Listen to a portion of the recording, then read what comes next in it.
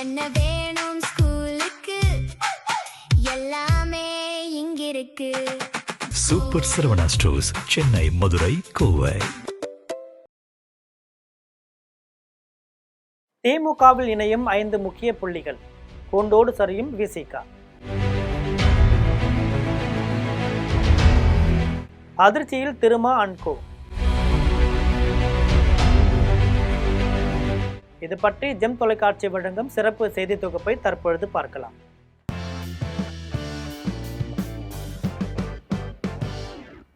தமிழக சட்டமன்ற தேர்தல் முடிவுகள் வெளியாகி புதிய அரசு பதவியேற்றுள்ள நிலையிலும் மாநில அரசியல் களம் இன்னும் அமைதியடையல.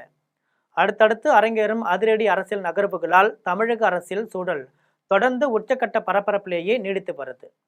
ஒருபுறம் ஆளுங்கட்சி மற்றும் கூட்டணி கட்சிகளுக்கு இடையேயான உட்கட்சி பூசல்களும், மறுபுறம் பிரதான எதிர்க்கட்சியான அதிமுகவின் பிளவுகளும் தேர்தல் கடந்த பின்னரும் தமிழக அரசியலை தகித்து கொண்டிருக்க செய்திருக்கு.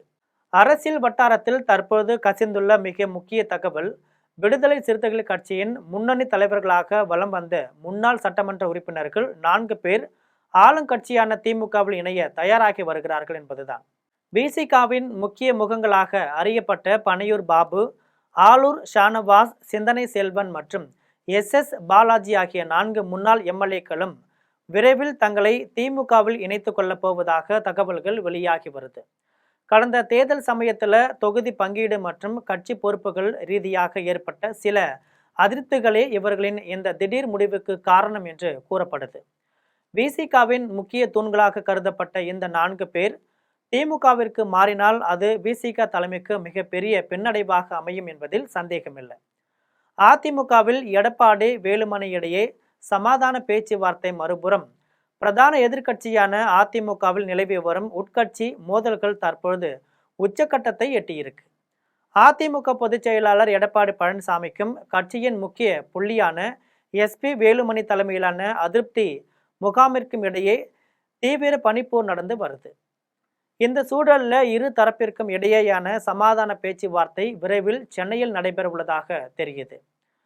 சட்டமன்ற தேர்தல் முடிவுகளுக்கு பின் தமிழக வெற்றி கழகம் தலைவர் விஜய் தலைமையில் புதிய அரசு அமைந்ததை தொடர்ந்து SP வேலுமணி மற்றும் CV சண்முகம் தலைமையிலான அணியினர் தாவேக அரசுக்கு ஆதரவளிக்க தயாராகி இருக்கின்றனர்.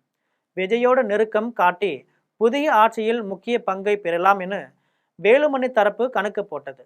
இருப்பினும் வேலுமணி முகாமின் கணக்குகள் தவிடு பொடியாகி போயின. ஆட்சியில் தங்களுக்கு பங்கு கிடைக்கும் என்று எதிர்பார்த்த வேலுமணி தரப்பினருக்கு தாவேக அரசியல் எந்த ஒரு அமைச்சர் பதவியோ அல்லது முக்கிய பொறுப்போ வழங்கப்படலை.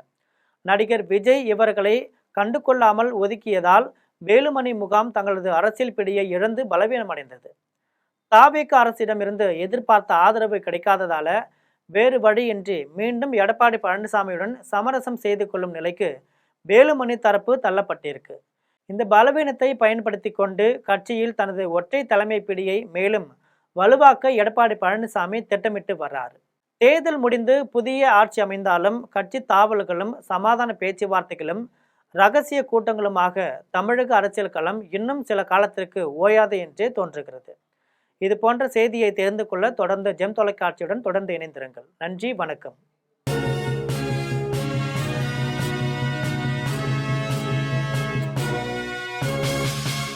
என்ன வேணும் ஸ்கூலுக்கு எல்லாமே இங்கிருக்கு.